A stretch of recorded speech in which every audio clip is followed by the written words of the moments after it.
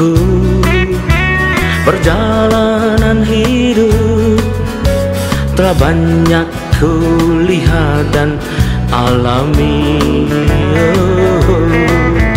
suka maupun duka, segala liku hidup. Bak musim datang silih berganti, ku telah ditempa badai gelombang dunia. Jiwaku lebih tua dari usia, namun tiada kepuasan ku jumpa yang hapuskan dahaga, tak haus lagi selamanya.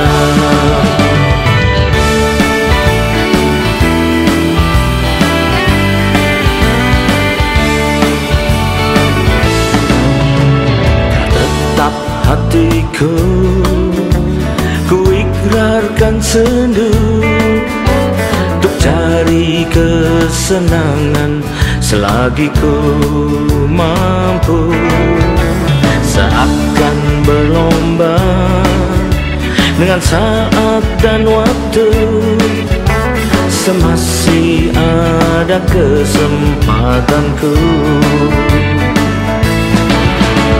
Tetapi betapa kecewa dan malu, semakin ku kejar terasa semakin jauh, sampai pada suatu waktu ku dengar suaranya memanggil namaku.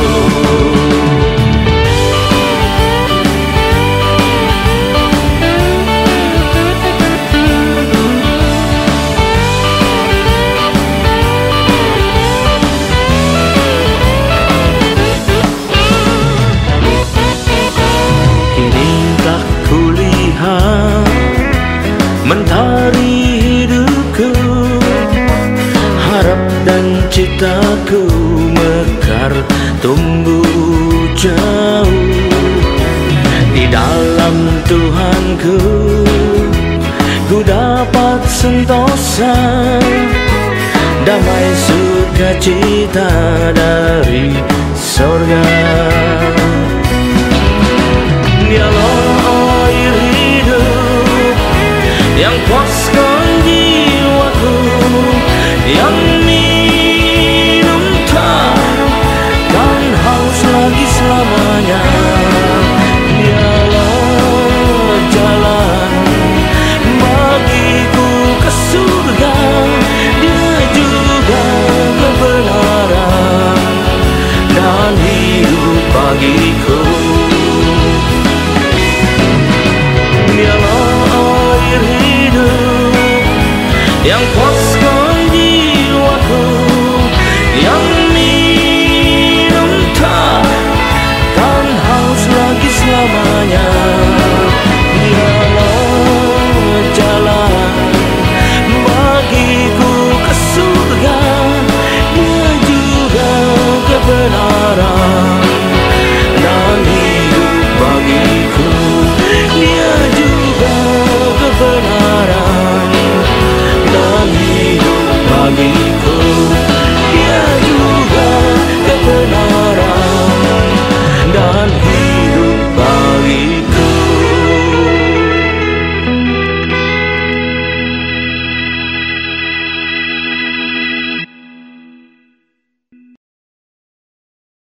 Shalom. Selamat berjumpa kembali saudara kasih Tuhan. Mari kita persiapkan diri kita untuk segera masuk dan menyambut firman Tuhan. Sebelumnya marilah kita berdoa. Terima kasih Tuhan Yesus, kami umat-Mu siap menyambut firman-Mu. Urapilah kami semua dan urapi hamba-Mu yang akan menyampaikan firman ini, agar firman ini tidak kembali dengan sia-sia, boleh tumbuh dalam hidup kami dan menghasilkan buah yang baik dan berlipat ganda, yaitu sampai 30 kali, 60 kali, bahkan 100 kali ganda. Dan ya Tuhan, berikanlah pada kami semua urapan roh, hikmat dan wahyu daripadamu, agar kami boleh mengerti dan menangkap firman-Mu ini dengan baik dan benar, yaitu tepat seperti apa yang Kau maksudkan kepada kami. Terima kasih Tuhan, kami siap sambut firman-Mu ini hanya dalam satu nama yang berkuasa, yaitu nama-Mu, Tuhan Yesus Kristus. Haleluya, amin. Nah, mari kita siapkan diri kita untuk masuk dalam firman Tuhan. Tema dari firman Tuhan pada hari ini saya berikan bertemakan bila sedang dilanda masalah. Bila sedang dilanda masalah. Karena suka atau tidak suka, siap atau tidak siap, sepanjang kita masih hidup di dunia ini, kita tidak akan lepas dari masalah-masalah yang bisa datang silih berganti. Persoalannya cuma banyak atau sedikitnya, berat atau tidak terlalu beratnya, itu aja persoalannya. Tapi masalah seringkali akan muncul dalam kehidupan kita. Bahkan dikatakan juga, ada orang mengatakan hidup ini juga adalah satu kesatuan juga katanya, dengan masalah yang ada. Jadi hidup tidak bisa lepas dari masalah. Lalu pertanyaannya, apakah yang harus kita lakukan kalau kita sedang dilanda masalah? Bagaimana sikap kita menyikapi masalah itu yang datang dalam kehidupan kita, bahkan yang menekan kehidupan kita, ya, membuat kita merasa menderita. Nah, kita perlu tahu. Yang pertama, saya mau ingatkan, kalau kita sedang dilanda masalah, kalau ada masalah yang datang hidup kita, pertama, jangan panik dan jangan menyalah-nyalakan sana sini, bahkan menyalahkan Tuhan. Hati-hati, jangan panik dan jangan menyalah-nyalakan. Kalau kita panik, maka kita sudah tidak bisa lagi berdoa. Kalau kita panik, kita tidak bisa melihat jalan keluar yang Tuhan berikan pada kita. Tuhan sudah turun tangan, tapi kita tidak bisa menangkapnya karena kita terlalu panik. Nah, ada lakukan yang saya tulis itu, ya, gapailah cahaya depanku itu. Jadi waktu sedang ada masalah, kita sampai tidak tahu rasanya jalan mana yang harus kita tempuh, tidak tahu rasanya apa yang harus kita perbuat, tapi tiba-tiba nampaklah cahaya. Tapi perlu digapai cahaya itu, bukan dibiarin gitu aja. Jadi kita perlu tahu, kita jangan panik. Dan berikutnya, jangan menyalah-nyalahkan, nyalahkan orang segala macam dan sebagainya, atau bahkan yang paling parah, menyalah-nyalahkan Tuhan. Nah, jangan sampai itu terjadi. Mari kita baca, ya, Ayub 40 ayat 3. Kitab Ayub 40 yang ketiga, ayat yang ketiga. Kitab Ayub mengatakan kepada kita, Ayub pasal 40 ayat ketiga mengatakan, kita lihat ya, apakah engkau hendak meniadakan pengadilanku, lalu mempersalahkan aku guru besar, ya, supaya engkau dapat membenarkan dirimu. Nah, seringkali begitu, kita menyalahkan pihak lain supaya kita bisa membenarkan diri kita sendiri. Dengan kata lain, kita juga mencari pembenaran atas diri kita sendiri. Kenapa bisa begitu? Jangan-jangan kamu ada yang salah. Oh, enggak ada, aku enggak salah, yang salah dia. Nah, ini seringkali banyak dia dilakukan oleh orang-orang dalam keadaan panik, ya. Saya mau katakan dalam keadaan panik. Jadi jangan melakukan demikian. Begitu kita baca Yakobus 5 ayat 9 sampai 10.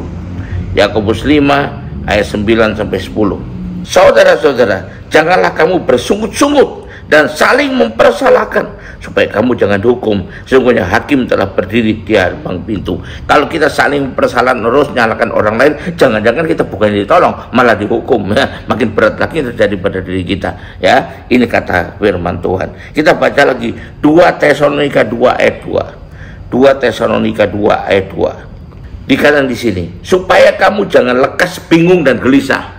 Panik, ya. Jangan lekas bingung dan gelisah walaupun ada masalah datang dalam kehidupanmu, baik oleh ilham roh maupun oleh pemberitaan atau surat yang dekat dari kami, seolah-olah hari Tuhan telah tiba. Memang ini berkaitan dengan hari Tuhan, tapi juga jangan kalau ada masalah kita bingung, gelisah, dan kemudian kita menjadi paniknya. Ini diingatkan. Bahkan firman Tuhan juga mengingatkan loh, ya, agar apa yang harus kita lakukan. Baca di 1 Petrus 4 ayat 7. Kesudahan segala sesuatu sudah dekat, karena itu kuasailah dirimu dan jadilah tenang. Berarti jangan panik, supaya kamu dapat berdoa. Saya telah katakan tadi, kalau kita panik, kita akan tidak bisa berdoa lagi dengan baik. Berdoanya asal-asalan saja. Makanya jangan panik, tapi usahakan dirimu tetap tinggal tenang, supaya kamu bisa berdoa dan kamu bisa berjalan menyelesaikan masalah itu dengan tuntunan Tuhan, ya. Berikutnya kita baca Matius 11 ayat 29. Pikulah kuk yang kupasang dan belajarlah padaku, karena aku lemah lembut dan rendah hati, dan jiwamu akan mendapat ketenangan. So, kuk yang pasang itu enak dan bebanku pun ringan. Yang penting di sini mendapatkan ketenangan dan bukannya panik.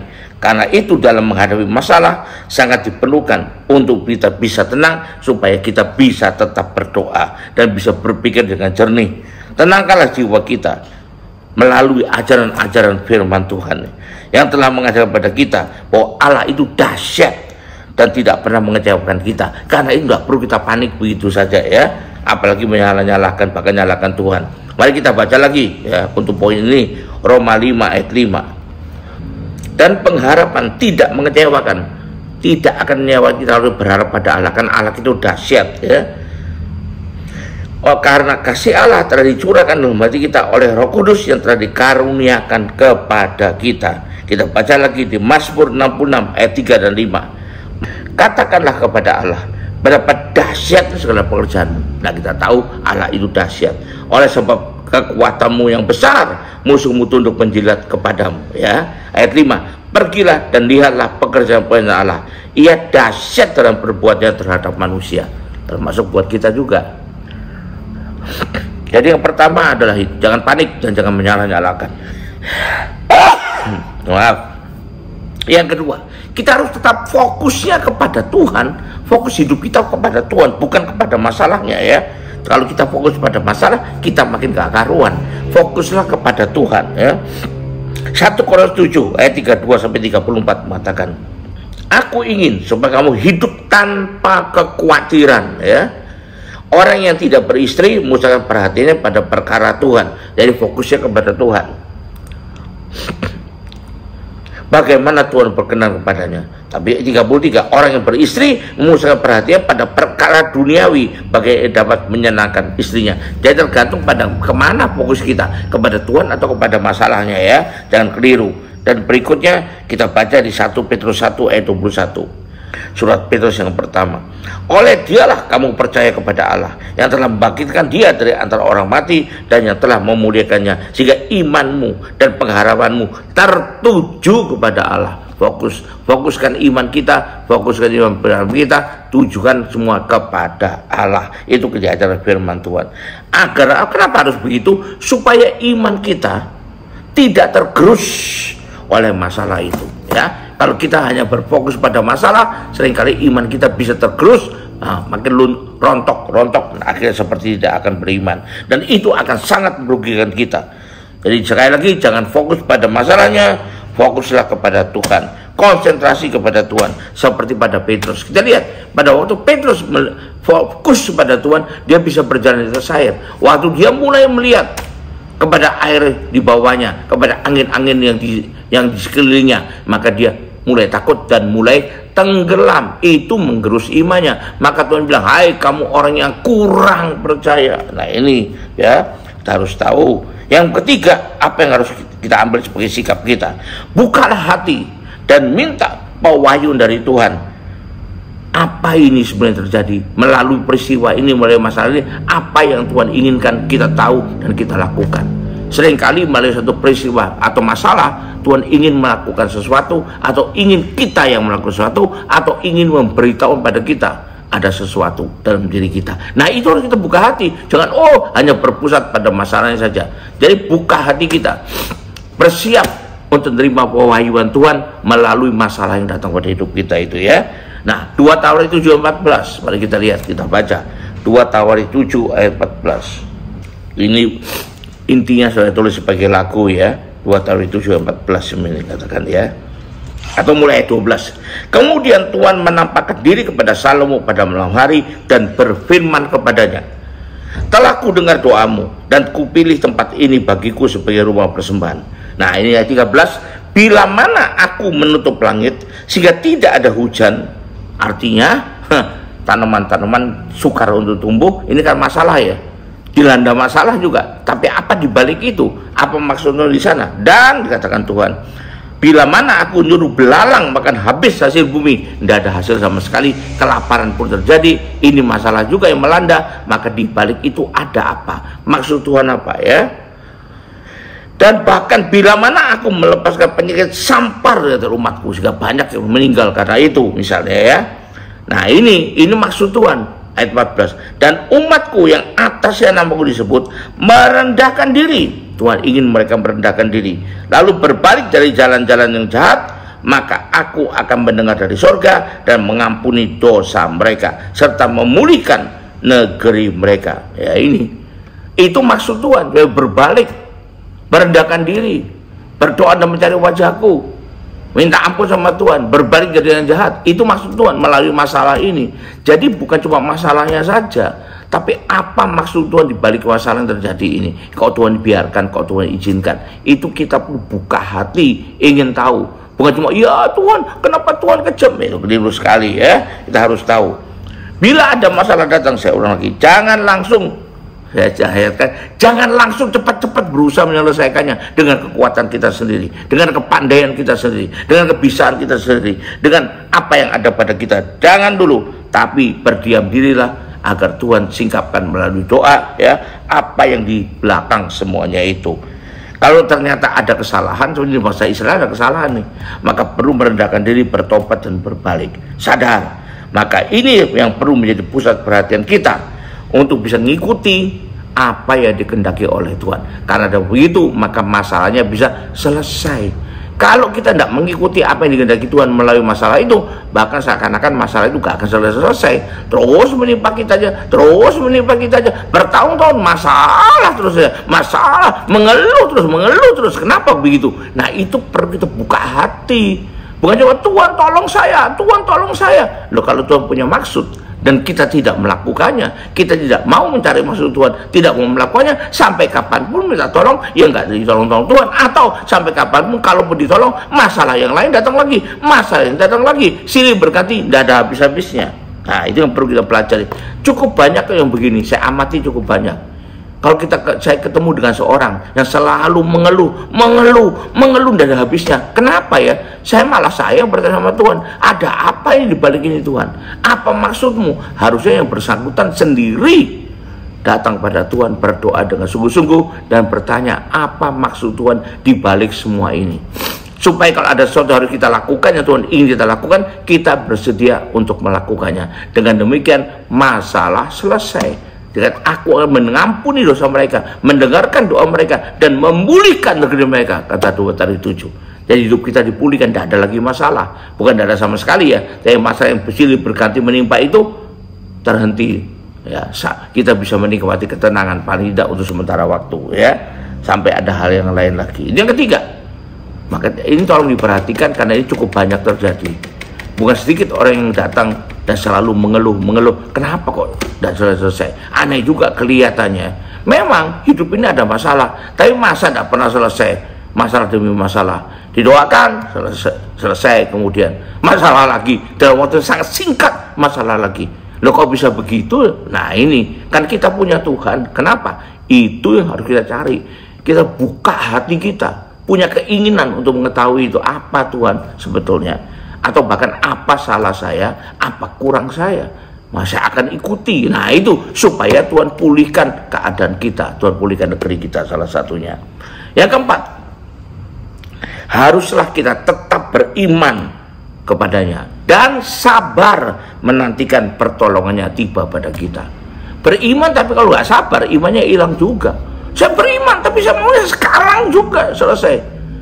Waktu Tuhan adalah waktu yang terbaik. Kan ada nyanyian waktu Tuhan yang terbaik buat kita. Jadi kita bersabar menantikan waktunya. Karena bukan kita penentu waktu itu, tapi Tuhan yang menentukan. Dan kalau Tuhan kasih waktunya, pasti itu terbaik juga buat kita. Termasuk untuk di masa depannya ya. Ingat, Tuhan tidak pernah terlambat ya. Lihat 2 Petrus 3 ayat 9. Tuhan tidak lalai mencapai janjinya, termasuk untuk nolong kita. Sekalipun ada orang yang menganggapnya sebagai kelalaian, berarti lambat Tuhan itu, tapi ia sabar. Kamu ia tetap sabar kayak yang mengendaki, supaya jangan ada yang binasa, melainkan supaya semua orang berbalik dan bertobat. Mungkin kalau kita nggak sadar-sadar, Tuhan masih tunggu sampai kamu sadar dan berbalik melakukan kehendakku baru. Kalau kau tolong sekarang, ya kamu nggak sadar terus. Makanya Tuhan izinkan terus saja masalah datang karena nggak sadar-sadar. Makanya kadang-kadang cukup lama menurut kita, tapi buat Tuhan itu lebih baik memberikan waktu pada kita untuk bisa menyadarinya dengan sebaik-baiknya. Ya, kita baca lagi Mazmur 130 ayat 5. Aku menanti-nantikan Tuhan, jiwaku menanti-nanti, dan aku mengharap firman-Nya. Menantikan bukan arti maksa supaya cepat, bukan. Menantikan dengan sabar dan dengan tekun. Ya, ini ya. Lalu kita baca lagi Yesaya 40 ayat 31. Tetapi orang-orang yang menanti-nantikan Tuhan mendapat kekuatan baru. Kalau kita sabar menantikan, kita mendapat kekuatan baru untuk bisa menyangga masalah itu, ya, sambil menantikan apa yang Tuhan buat kita. Mereka seumpama raja wali yang naik terbang dengan kekuatan sayapnya. Mereka berlari dan tidak menjadi lesu. Mereka berjalan dan tidak menjadi lelah. Itu jaminan dari Tuhan. Wahyu 3 ayat 10. Dan bukan cuma itu saja, kita harus setia sampai mati, ya. Kalau perlu, kalau Tuhan memang mengatakan sampai waktunya sudah, ya, kita perlu setia sampai akhir. Wahyu 3 ayat 10. Karena engkau menuruti firman-Ku untuk tekun menantikan Aku. Tekun berarti sabar, ya. Sabar bukan sabar lalu dilupakan semua, tidak. Sabar dan tekun, maka Aku pun akan melindungi engkau pada hari pencobaan yang akan datang atas seluruh dunia untuk mencobai mereka yang diam di bumi, termasuk dari masalah kita, ya. Lalu kita baca lagi Yesaya 30 ayat 18. Sebab itu Tuhan menanti-nantikan saatnya hendak menunjukkan kasih-Nya pada kamu. Bukan cuma kita yang menantikan, Tuhan juga menantikan loh. Nah, makanya kita selesaikan apa yang dinantikan Tuhan itu dengan sebaik-baiknya menurut kehendak Tuhan. Sebab itu Ia bangkit hendak menyayangi kamu. Sebab Tuhan adalah Allah yang adil. Berbahagialah semua orang yang menanti-nantikannya Dia. Berarti sabar, ya. Kalaupun misalnya mujizat itu saat ini belum terjadi, bukan berarti Tuhan lalai, bukan berarti tidak akan terjadi selamanya, bukan. Percayalah di waktu yang tepat, maka Tuhan akan menyatakan kemuliaannya, menyatakan kuasanya. Haleluya, puji Tuhan. Jadi kita punya menyikapi dengan baik. Saya ulang, ya. Jadi bagaimana kita menyikapi bila kita sedang dilanda masalah? Pertama, jangan panik dan jangan saling menyalahkan, bahkan menyalahkan Tuhan. Jangan melakukan itu. Yang kedua, kita harus tetap fokus kepada Tuhan, bukan fokus pada masalah saja. Saya bukan berarti mengatakan kita harus mengecilkan segala masalah, tidak menganggap semua masalah jadilah, bukan. Tapi fokusnya harus kepada Tuhan, bukan kepada masalahnya. Yang ketiga, kita harus buka hati kita dan siap untuk menerima wahyuan dari Tuhan untuk kita bisa tahu apa sih di balik semua masalah ini, melalui masalah ini apa maunya Tuhan. Nah, itu perlu kita tahu, karena tanpa kita mau melakukan apa yang Tuhan kehendaki, maka kita juga tidak akan berhenti ditimpa masalah. Yang keempat, tetap beriman kepadanya dan sabar tekun untuk menantikan pertolongan dari Tuhan pada waktu yang tepat sekali. Haleluya, puji Tuhan. Mari kita akhiri ibadah dengan berdoa pada Tuhan.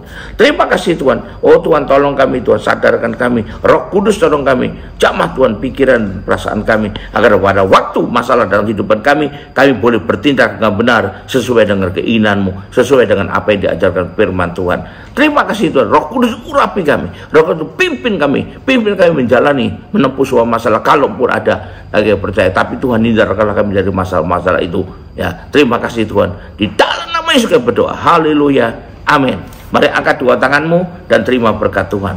Kembalilah ke aktivitas masing-masing dengan berkat terbaik dari Allah Bapa di sorga, dengan kasih karunia dan damai sejahtera dari Tuhan kita Yesus Kristus. Haleluya. Dan biarlah itu dengan persekutuan, pertolongan, penghiburan, kekuatan dan urapan dan pimpin dari Roh Kudus, menjadikan kita bisa melakukan kehendak Tuhan dengan sebaik-baiknya. Dan itulah menyertai kita mulai saat ini sampai sepanjang tahun ini, sampai Maranatha, sampai selama-lamanya. Yang percaya berarti memberkati ini, sama-sama katakan amin. Terus berkati. Haleluya, puji Tuhan. Sampai jumpa.